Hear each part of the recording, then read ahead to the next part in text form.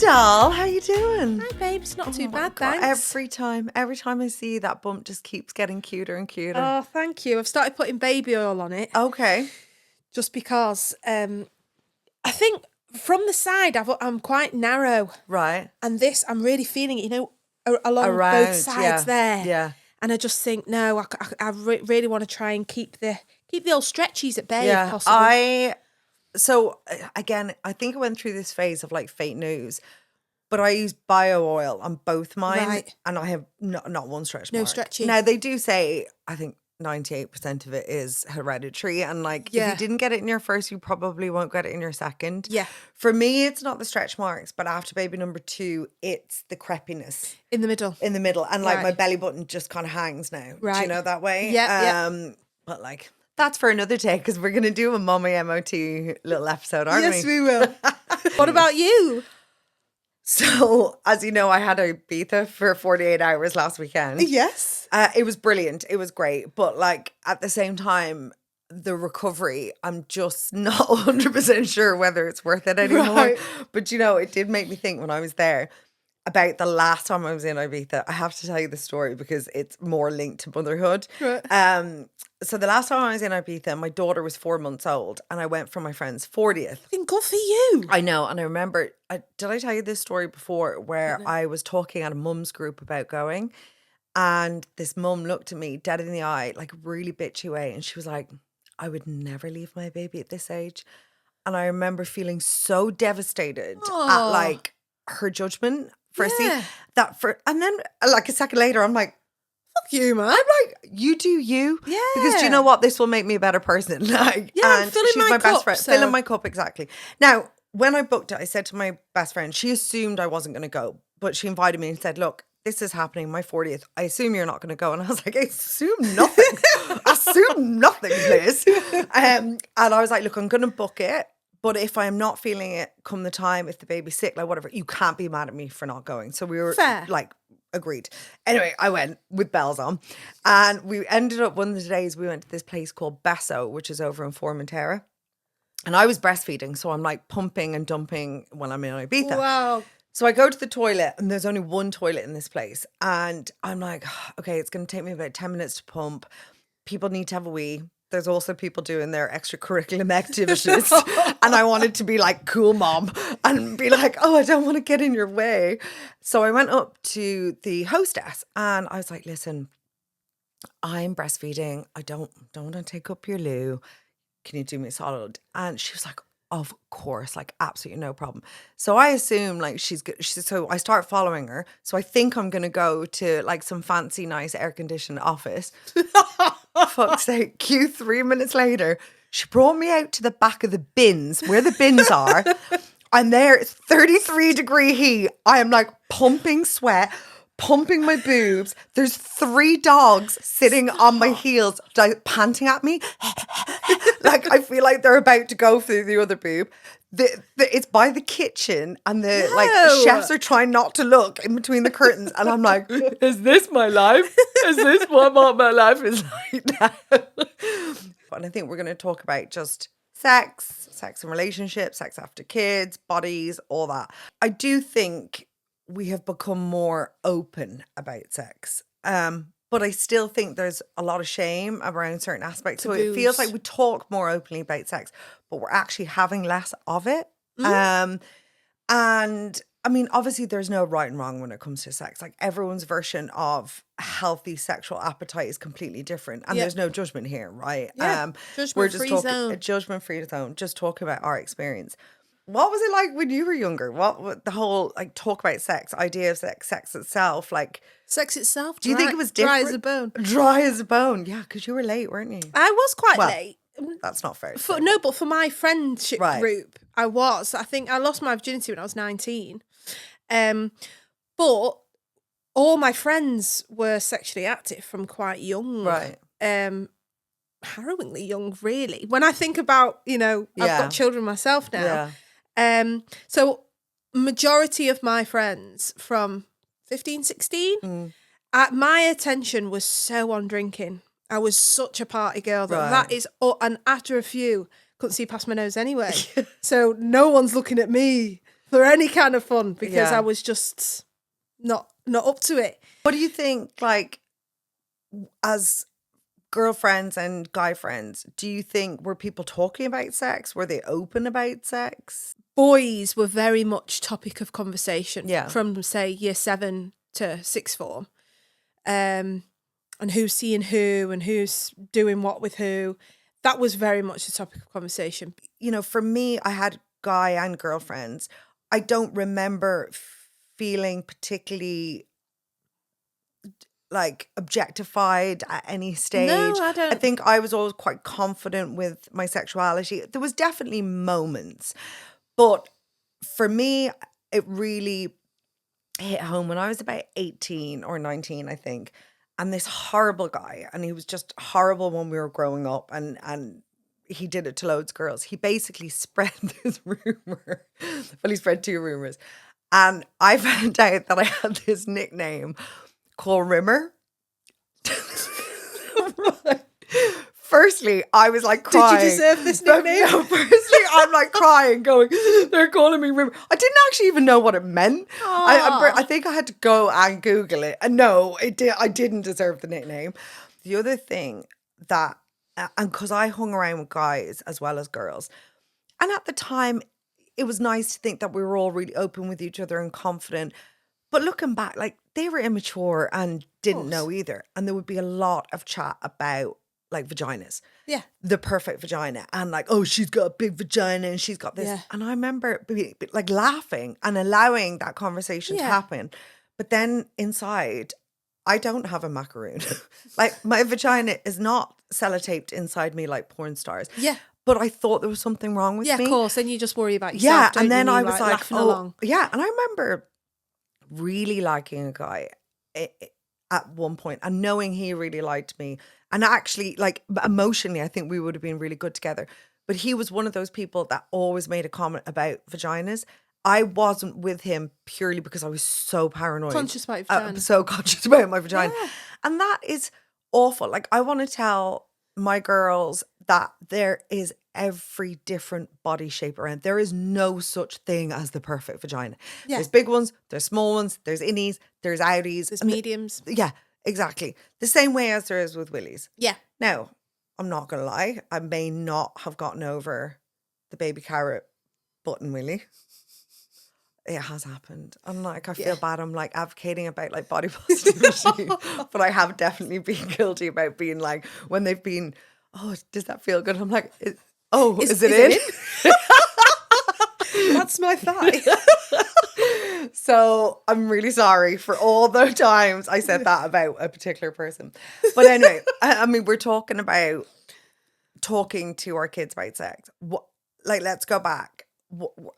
Were your parents open about sex? Irish Catholic family, babes. Absolutely not. You saved that till marriage. We really? Like, and same with school. Were they Irish Catholic, innit? You just you had sex to have a baby, and that was after you were married. That's crazy. There was no talk about sex at my school. Really? None? No. I think I recall one biology lesson when we had to put a condom on a banana and everyone was just, pissing and found it really funny. And the teacher was also incredibly awkward. And there was that. And I think we watched one, like when the teacher used to wheel out the fucking the TV, putting the big tape. The tape. And it was just some really dry missionary sex and no one wanted to do it. Oh, I remember that so well. See, I had the opposite. So really? Yeah, I mean, obviously my parents are Irish, not Catholics. Well, technically, but my parents were really open about sex. Like, open. I love that. That, on reflection, I'm so happy for it. How did it feel at the time? I was you just wanted to die? Literally wanted to die. And like, I remember my mum said to me one more time, Nicola, sex is so natural. It's the most natural thing in the world. I'm like, no. But they used to. So they had these beautiful naked pictures on the walls. Yeah. Not of themselves, by the way, of this like gorgeous like couple. And they were like really arty ones where they were like embraced, and you'd see her like amazingly toned artist, and I used to cry and be like, please, because I'd have sleepovers and I'd be like, please take them down, please, it's so embarrassing. Oh, bless you. So when I had sleepovers, I used to cover them with a towel, and I'd go around the house and cover like all the pictures in a towel. But I suppose, but that's just being young, right? Looking back, embarrassed now, about the body, and me and my sisters had to just talk amongst our friends, so it was very much a figuring out time of life for me, and one that was kind of attached to with shame, very much an Irish Catholic guilt thing, which I do not want one atom of in my house. Lenny's very, very, I've told Lenny, like, anything goes, and I mean, he takes that quite far sometimes, but I'm just like, all right, rein it in, but I want him to feel so comfortable, but because I'm comfortable, I'm not going to be like that teacher who was awkward as hell putting the condom on the banana. Yeah. I'm open as hell. You can't make me uncomfortable. And are you open, like, nakedness at home? I am, although recently he's been talking about boobs quite a lot. Right. And I'm like, I appreciate, like, what was it? He called me into his room and I went, he was like, Mummy, in the middle of the night. And I was like, yeah. And he went, come in for a cuddle. So I said, all right, I sleep naked. Yeah. And I went walking in and I went, I haven't got knickers on me. Do you want? And he went, I said, do you care? Because he's at that age when I want to ask him, because he's dead switched on. I went, do you care? And he went, put some knickers on and come back in. So I'm like, so boobs are all right. Not vagina, so much, not right. so much. But I want him to be able to tell me. And I'm glad that I've got, obviously he's got Jack there as well. Because Jack, I just think he's got such a really beautiful, unawkward way about him when he's talking about kind of like respecting women. And I know how he is with me, that he is the best person for Lenny to look up to for advice. And I'm just going to leave it to Lenny. If you want to go to your dad, to Jack, to me, it's up to you, mate. But he'll probably figure it out himself, to be honest. He's very switched on that. We have both been married and now we're both in long-term relationships. And while we're on the topic of stats, I was listening to the podcast Diary of a CEO recently, and he was talking to Esther Perel, who's this world-renowned relationship and sex therapist. So much good stuff came of it, which I'll probably reference a couple of times. But one of the statistics was that basically in marriages, and let's say long-term relationships now, right, that there has been a steep decline in sexual frequency since the early 2000s. Now, let's take kids out for a second, because that's an obvious, and we will start talking about that. It's an obvious roadblock. Yeah. And what is your experience? You know, like all relationships, right? Obviously, when you first start out, you have like amazing sex. You're having sex all the time. It's like spicy and juicy. And then naturally, there is a decline, right? So she talks about this idea of ambiguous loss, which is basically because we are so busy in life at the moment. There's so much pressure, you know, men are working hard, women are working hard. We're so focused on achieving in everything in our life, from our jobs to going to the gym, our body's looking good, to traveling to this, that, the other. And then we're looking at a screen 8 hours a day. We come home, we're knackered, so we sit in the sofa and then we start scrolling. Then you look at each other, the odd thing you're saying is And then you kind of wonder like why no one's having sex. I mean, what would be your view on why it's declined so much? Just like you've just said, I mean, I think people are just burnt out. I think women are, in particular, we don't try and do it all. We do it all, and then you get to the end of your day, the end of your week or whatever, and you have literally got nothing left to give. Yeah. But then I always found, even in that times, when you do make the effort, you think, that was fucking great. Yeah. You need to do that 5 times a week. Yeah, 100%. But you actually don't. I think it's just a case of not. So I always keep referencing my coaching and things, but I don't think we're doing enough. I'll speak from the perspective of women, because I am one, to fill our cups compared to the amount we output in life. Yeah. So we're not prioritizing that self-love, that self-worth, to fill ourselves up, to then have enough to pour out to our people who we love. Yeah. And whether that's work, whether that's being a mummy, whether that's, stresses from family, pouring into our friendships. And then the person who we're supposed to pour into probably the most, our significant other, just kind of gets left behind. I know. But then that's when it comes down to priorities and effort. Yeah. I know we've spoken about having to consciously make that effort. And 100%. And we'll get into the kind of hows, but sticking to the why for a second. And so much of what we talk about now is actually irrelevant whether you have kids or not. Yeah. Like the same level of how you can work on that is the same, right? Yeah.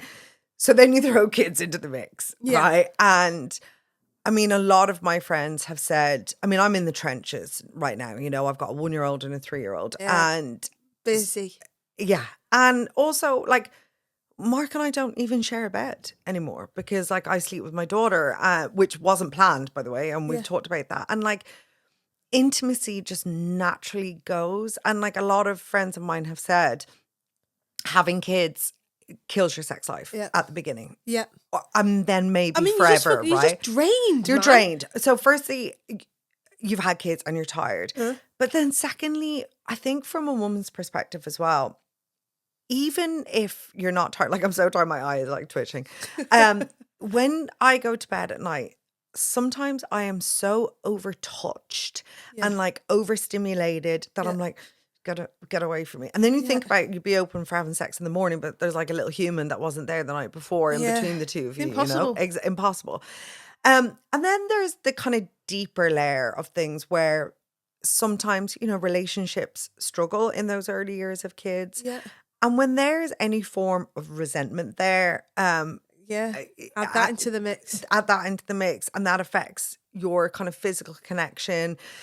And then people just switch off. You're plowing all this energy into your kids. Yep. So it's where do you go? And there's obviously different levels of having sex postpartum. Some people find that really difficult. So kind of starting at the beginning, you've just had a baby and they're like, oh, you can get back on it in 6 weeks. Yeah, and literally I hear from my friends that the guys are they're like minus 24 hours to the 6 weeks mark. And it's no, mate. No, I'm still healing. For the next 6 months. Yeah. And emotionally and hormonally the next 2 years. Yeah. So I'll give you the nod. Yeah. And when you're ready, you're ready. And I remember for me, I think we had sex. It was a couple of months. I had 2 C-sections. Right. So vaginally, everyone, you were all Mark right. was but you're it's fine.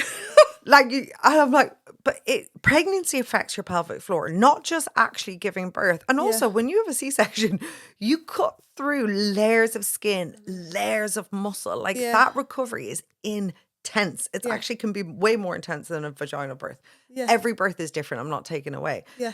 But I remember, and I have always loved having sex with Mark, and our sex life is really important to me. Even though he was joking when I said I was doing this sex episode, he was like, "That'll be a short one," because of where life is at the moment. Yeah. But I remember that first time having sex after L, and crying because it felt like I was driving, but I wasn't driving my car. Right. My body didn't feel like my own. It just felt so strange after the pregnancy and then having a baby and breastfeeding. And then I was really paranoid. I remember saying to Mark, can you feel it? Is it way looser? Does my body feel weird? Yeah. And then I was breastfeeding. So you're leaking Tits milk. And I'm like, this is just not sexy. No. And I was quite a boob person and Mark was quite a boob person. That was our thing. I was, I always had quite sensitive nipples and sensitive boobs. So to all of a sudden, they weren't for that anymore. Yeah. They were for feeding. And, Mark was amazing. He was like, no, it's motherhood. It's a beautiful thing. But I was just squirting him in the eyes with milk. Literally. I was like, whose body is this? This just feels fucking weird. Yeah. Now, naturally, it was just time. I just needed time. You just need to come back into your body, don't you? Exactly. It's been huge. Yeah, it's huge. And funnily enough, some of the times I have felt the sexiest, and this is just very personal, has been just after my kids because of breastfeeding. I kind of lost some baby weight. All of a sudden I had these big boobs from breastfeeding. And I was like, oh, hey. And we did sort of get into it. But then life takes over, you know? And it's really hard, I think, for some women. It's even harder to bounce back. So how important it is to communicate, I suppose, and be vulnerable with your partner. Yeah. Doesn't it? Yeah, massively. So I think like some of the things you can do to heal that relationship, because often people will say, friends of mine will say, I can't be arsed, and neither can he. And like, it's just a phase, it'll come back. And most of the time it probably will. Like there are peaks and troughs with having sex. Like everything. Like everything. Yeah.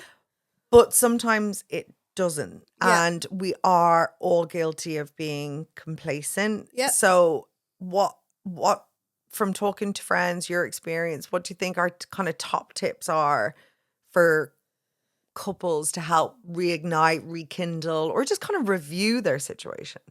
So I'm not one for, never have been really, scheduled sex. Yeah. I think kind of, I just love it, you know, Jack just dead spontaneous and random whenever you want.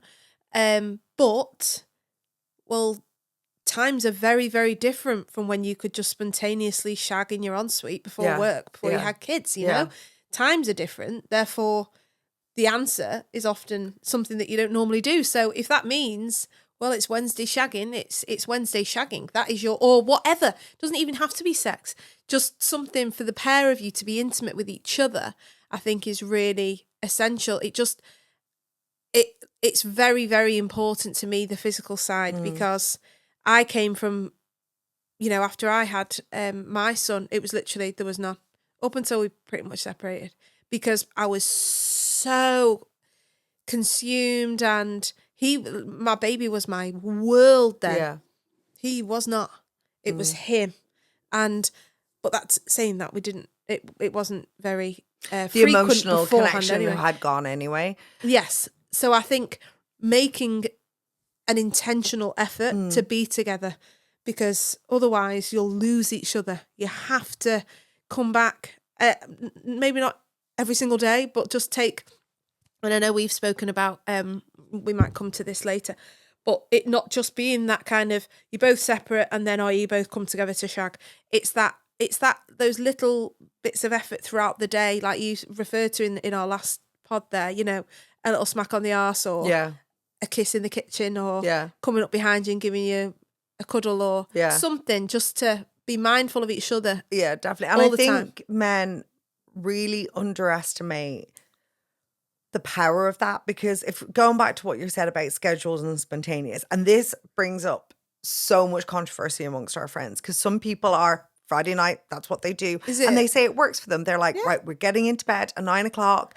And then it just kind of organically happens. Other people are saying, oh, it feels too pressurized. It's too contrived, it's pressure, whatever. Yep. Whatever works for you. So what works for me and Mark is, it's that scheduled but unscheduled. So because of the situation we're in, Mark travels a lot for work. Like, our son didn't sleep at all. Yep. We're sleep deprived. Our daughter's in and out of the bed.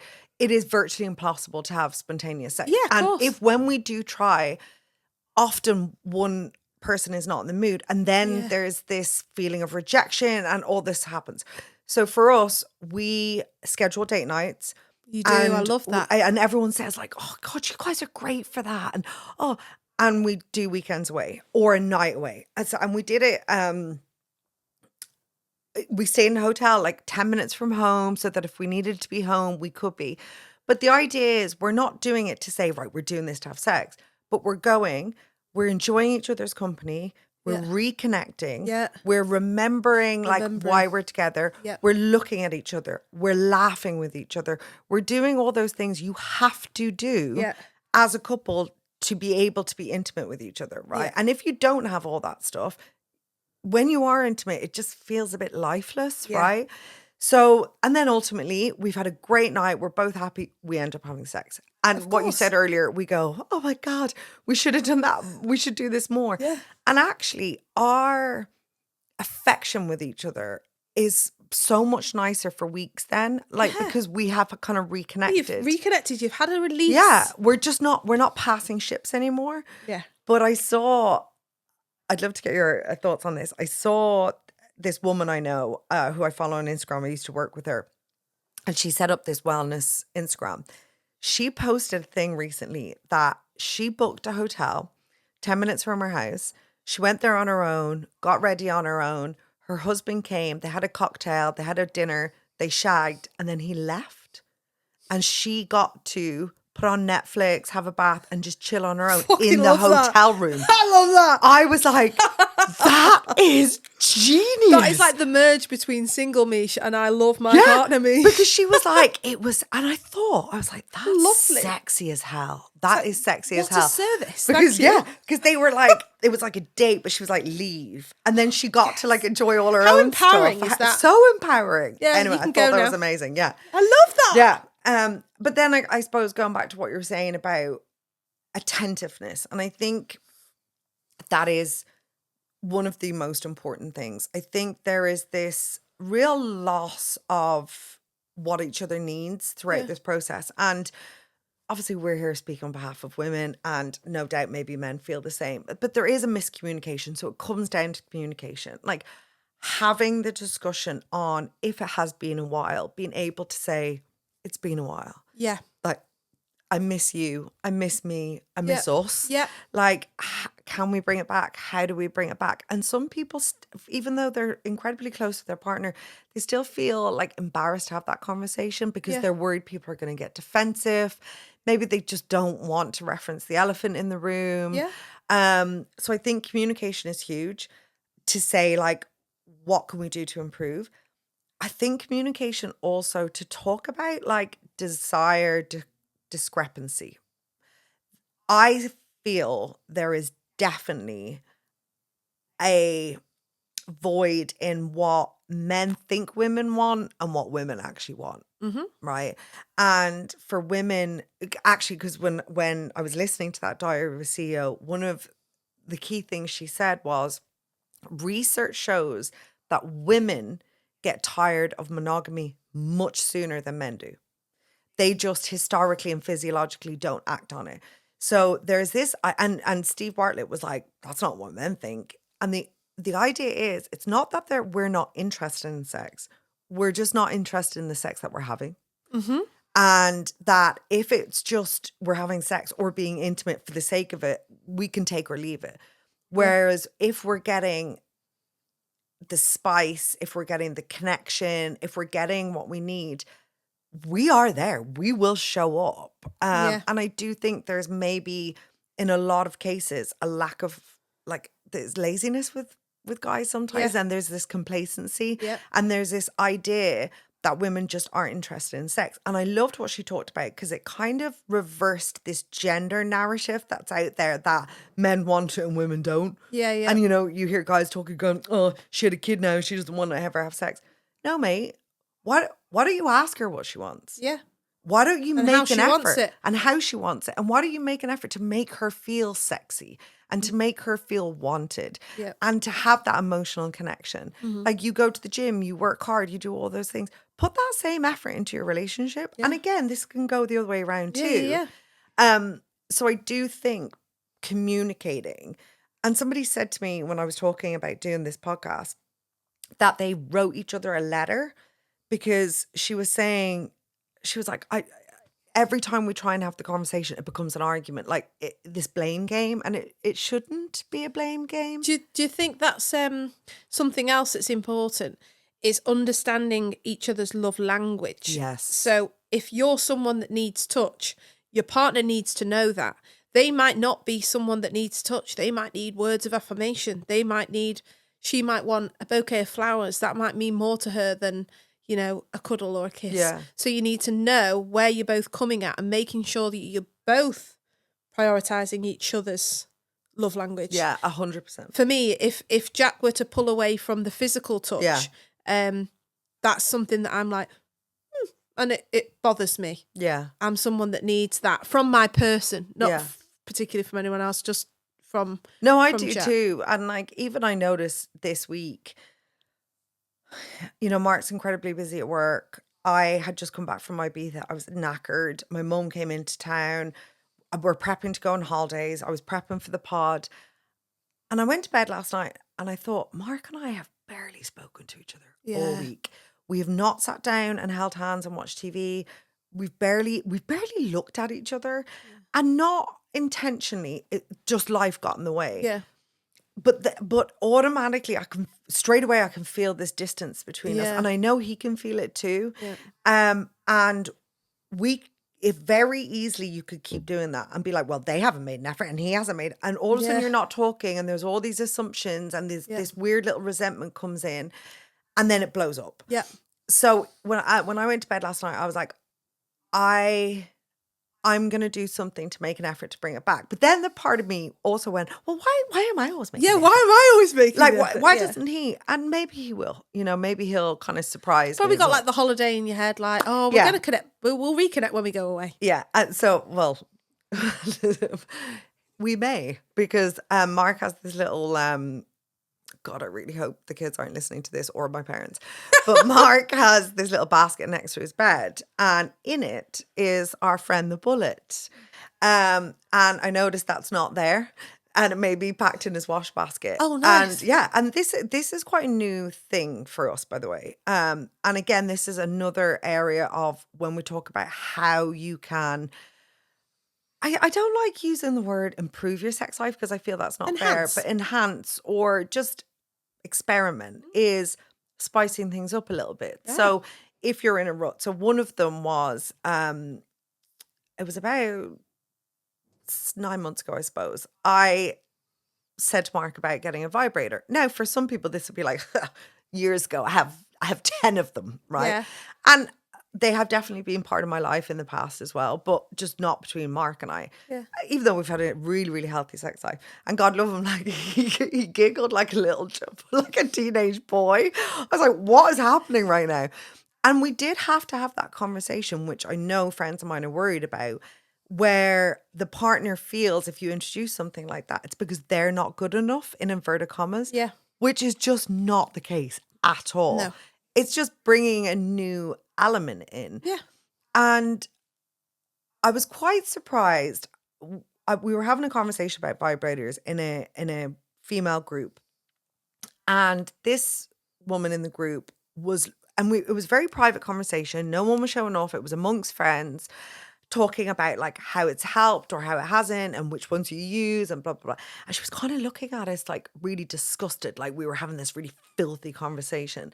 And I thought, why? Like, why do you feel like that?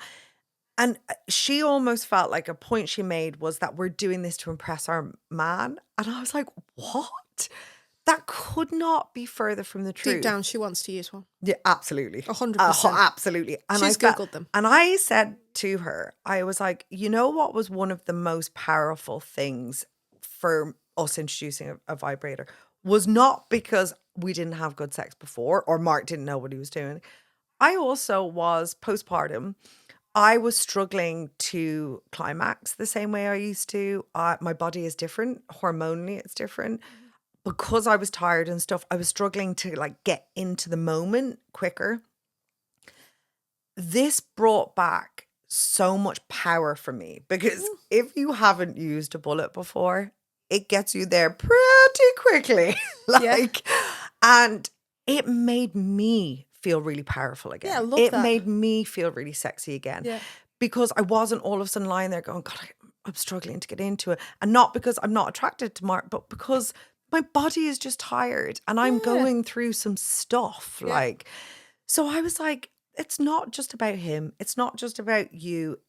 Or as a couple, it's about you and like bringing that sexy back for you. Yeah. It sounds like there's some shame attached there to this lady's concerns in that regard. Yeah. And by the way, nobody has to go on like some website and a box with this is a vibrator arrives at your home. Like I got mine on Amazon. Yeah. And it was just like next day delivery. And they don't need to be 9-inch cock dildos. They can just be very, very discreet little the bullet things. The bullet tiny. is tiny. Yeah. Tiny. Like little but bloody powerful. Do you know what I mean? Yeah. And you don't have to. It's just whatever your version of spicing things up is. Yeah, like you're saying, empowering yourself. Yeah. And I suppose, while we're talking about different views. Like, it would be good to expel a couple of myths that are out there. So, firstly, like, there's this myth out there, I think, that if you have having a low sex drive is uncommon. I don't think that's fair. I think, like everything, it fluctuates, right? Ebbs so your and energy, flows. ebbs and flows. Your energy fluctuates sometimes, whatever it is. So I think we just need to be kinder to ourselves about when that happens. Yeah. What other kind of myths are out there? I think you touched on it before, that men want it more than women. Yes. That's bollocks. Yeah. They're just, absolutely. I also think a lot of that is to do with if you're not if you don't know what you want, because maybe you're not confident enough to find out, how are you then going to get what you want from another person? Yeah. You know, like, I think masturbation for women is another big taboo which pisses me off. Yeah. Why is it okay for lads to talk about wanking and it's not, and it's just not commonplace for women to talk about seeing to themselves? Yeah. I fucking hate that. Yeah. You can have a fucking mighty old time by yourself. Mighty. On your own terms. Mighty. Yeah, fit it into your day whenever you want. Why not? It's funny. And just what's wrong with feeling good? Yeah. Crack on with your day then, spring in your step. I remember hearing a guy saying when his partner made a joke about masturbating, and he was like, what? Why am I not good enough? And again, I'm like, really? Are we still on that narrative? Yeah. Come on. You have to talk a little bit, please. We cannot end this without talking about you. So when you talk about empowering women and like what women want, you and I had a conversation a while back, and it really stuck with me, and I loved it, and it stuck with me for lots of reasons. But you talked about dating after your marriage split, right? Yes. And you talked about some of the sexcapades that ensued. And I know you have a partner now, so you want to be respectful. I get that. Yep. But what struck me was you were like, I felt that I wanted to go and experience all those things I had laid in the bath and dreamed about. Yeah. And, you know, we talked about earlier that women do have desire. We do have needs. We do have wants. Almost like you lock them away. Yeah, it's just it's up to the man to kind of find them or work with them to find them. Yeah. But like you decided, I'm just going to go and find that myself. Yes. Like, tell me a bit about that. Oh, single Michelle. Absolutely. Single Michelle. Did it help unleashed. you? Was it a help, a hinder? Did you have to get out your system? So for me personally, I know I touched on this at the beginning, I was uncomfortable around the opposite sex, and I was uncomfortable having sex unless I was drinking. Right. So unless I'd had a bit of Dutch courage or a lot to drink, Michelle was not confident enough to know what she wanted anyway and to kind of explore or have sex or enjoy myself in that respect. So when my marriage, I separated from my ex-husband, at the same time, I did stop drinking. So I'm coming up to 5 years now. Right. And that played a huge part in me really then being able to tap into what it is that I want. Like what do I enjoy? Because I didn't even know. I had no idea. I've always known that I'm a very sexual woman. I've always had these desires, and somewhere in there, like somewhere in Drunk Michelle, there was like this really confident, almost like a dominatrix woman that's just gonna fucking boss it. I could see that. And it was in there, but she was so enclosed that when I was then by myself in my apartment, had my own place, I was filling my cup. I was like, right, first shop I went to was Ann Summers. I dropped 600 quid on all sorts of shit. Oh, I love. I was just like, one of them. And I just thought, I'm going to figure out what it is I actually want. And didn't we open Pandora's box? I had, honestly, the best fucking time of my life. Yeah. And I really respect so empowered. What was it empowering having sober sex? Because that can be a really scary thing for know. some people. Like when you first have sex with someone, often you've had a few drinks. Yeah. I couldn't even have Dutch courage So I was like, right, we're doing this. But then that was the new me. That was the sober Michelle that was empowered and that did things that scared her. Like, that was my new high. That You was were tapping into your confidence and your empowerment. And it was scary as hell. Yeah. Scary as hell. That first time, I was like, oh my God, but we're fucking doing it. It was like every time it felt like I was on the oblivion, just... And I just thought, yeah, this is how we get our kicks these days, Mish. Just get used to it. So you had a great time, but there must have been a couple of little funny moments. Like, plenty. Tell me one. Oh God, don't know. There's quite a few. And this is also something as well. Again, I say this in quite a lot of my talks. I just wanted there to be a library of memories that when I'm 90 and I'm laying in bed and I can't move, I can tap into them memories and I can go on, girl, we lived. And that's exactly what I did. Yeah. Oh my God, I could give you some stories, man. You took control. And again, it comes back to desire and that we have it and you want to live and we have every right to experience it than guys do. And you were single, you were making your choices, they were on your terms. My terms, my place, my decisions, like my instructions. It was so, I was that power girl that I liberating. It was amazing. That's how I love to spend my free time, to be honest. Yeah. Going to the gym and then having fun. Like, I loved it. But yeah, there were some funny ones. So, like, one of them. First of all, right, if you're coming around to someone's house, I always used to make a real effort because I wanted to make an effort for me, by the way. Yeah. This was not because I wanted anyone to be impressed, not bothered. I did it for me. So I always used to make an effort. I used to, like, literally, I was just like a Venus flytrap. And one of them, like, cycled, right, from town to where I lived, right? And he messaged me going, where can I leave my bike? And I was like, I was like, you cycled? All right. So then I was looking. Fantastic. No offence to any cyclists. No offence to any cyclists, but get an Uber. So he comes in and he's also sporting a pair of walking boots. So I was literally cycled with walking boots on, yeah. So I was like, right, I'm already really turned off. And then, right, before we could get going with anything, he went, I just need to use your toilet. I'm not feeling very well. And I was like, right, okay. He was in there for ages. And then he shouted from my ensuite, have you got wipes? I was like, I went, baby wipes. And he went, yeah, please. So I had to go in my son's room, get the baby wipes and post them through the side of the door. I actually can't breathe. Baby wipes. So not only have you cycled, which is minging, you're wearing walking boots, which is also minging, and you're shitting in my ensuite. Absolutely no rimming going on whatsoever. I actually can't breathe. So were you not even like, put this toilet paper? And he was like, no, I need Oh yeah, no, this is serious. We need some wipes. That's vile. Still did it though. You had. So you still shagged him? Yeah. Did he make up for any of it, or was he an utter disappointment? Oh, see you later. Oh, that is so funny. That was proper crap me up. Yeah, I didn't get a second visit. But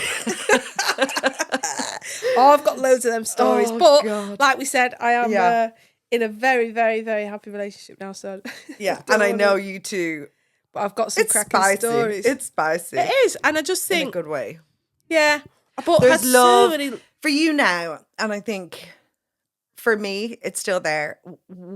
I need to work on it a bit because, you know, as I said, we're in the trenches right now. Yeah. And it's so easy. People just go, I just can't be arsed. Yeah. And I get it. Yeah. I really do. And like we definitely would prefer to be having more sex or intimacy. It doesn't have to be sex, whatever it might be. And effort is a key thing. And you said it earlier, making the effort. And some of the weekend away we've gone, I've brought some sexy underwear. And trust me, it is the last thing I want to do sometimes. Yeah. But you know, like that gym session where you're like, I really don't want to go to the gym. And then you feel good. And then you go and you're like, oh, I feel amazing. That's what it feels like. Like, I love to it. I love reconnect it. with your partner. And I'm not putting the underwear on for him. Yeah. Well, obviously it is for him. Yeah. But it's also for myself. Yeah. To like feel sexy again. And like, as you said, to feel that like sexual being that's inside you, that dominatrix, that person that you know is there. Yeah. And I owe it to her as well as Yeah, you owing it to do. him and to us. And I think no matter what, if you just let things naturally take their course, for most people, I'm not saying for everybody, Yeah. you will just grow further and further and Of course you further will. and further apart. So you do have to make the effort. You do. I remember when, so it was like one of our first little encounters, me and Jack, and I said to him, because I was saying this to my sister the other day, I think it was my sister, when I think back to kind of my energy and my aura when I first went on, say, even my first date with Jack, I fucking cringe, because I was just so sexually liberated and loud and open about everything, that I think back to like, now I know who Jack is as a person, he was probably just like, oh my God, this is too much.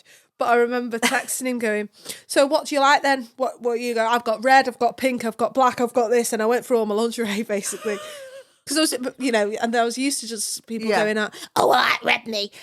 But he went, whatever makes you feel good. And it was the first time anyone had responded with not like a specific, like, I could get green. But he was like, whatever makes you feel confident. Like, I don't have a specific. And I was just like, oh, that's cute. Yeah. So we went with the black. Oh, I heard that he's called Big Red. He is called Big Red. As in, because he's tall and has red hair. Michelle, if anyone was watching, has literally just broken the mic with her hand. So, are we both, what we both doing now this afternoon, this evening? We're going home to have like hot sex? Oh yeah, me, like humping a whale. Are you allowed to have sex? I know they had banned you from having sex there for a while. Doctor absolutely ruined my life the other week. So are you not back on the wagon? No, not really. Are you not back on the Big Red? Not back on the Big Red. Oh, well, I was just gutted because, like, sex is something that's really important to the pair of us. We have good sex. We have great sex. And it's like my favourite thing to do with Jack. And because of our 2 miscarriages that we had prior to this, both of those kind of it was after we'd had sex and I had like blood. So that then when I got pregnant with this baby was a bit of a trigger, and I think fair enough. It kind of scared the both of us. I'm not just saying Jack. It was, and we know, you get told all the time, oh, sex is fine. But I think for both of us, we just thought if we do that, we'll lose it. Yeah. And not accurate, but we both kind of like stepped back from it. We're still very tactile and touchy and stuff, and we do have times when we connect again. But then it was more me going, can we just please? And he was like, yeah. But he was more tentative about it. And then I went to the bloody doctors for a checkup, and she said, because of your placenta placement, we do advise not to have sex. And I thought, I'm just gonna ignore she said that. I won't tell him because he wasn't with me. And then after work, he went, how did it go? What did she say? And then it was just niggling me. I thought, I can't not tell you. And I went, and she said, we're not allowed to have sex, really. And he was like, well, we're definitely not now. And I was like, fuck's sake. No, I can appreciate that. I think due to the miscarriages, I think Mark and I were a little apprehensive as well. Yeah, and again, as we talked about earlier, there's no right or wrong amount of it, right? Yeah, and of course. If you have sex once a day, once a week, once a month, once a year, it's what the point we're trying to say here is, are you filling your cup, each other's cup? And it's intimacy. It's not sex. It is just intimacy connection, and love and connection.